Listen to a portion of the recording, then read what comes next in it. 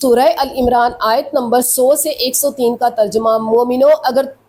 تم اہل کتاب میں سے کسی فریق کا کہا مان لو گے تو وہ تمہیں ایمان لانے کے بعد کافر بنا دیں گے، اور تم کیوں کر کفر کرو گے جبکہ تم کو اللہ کی آیتیں پڑھ پڑھ کر سنائی جاتی ہیں اور تم میں اس کے پیغمبر موجود ہیں،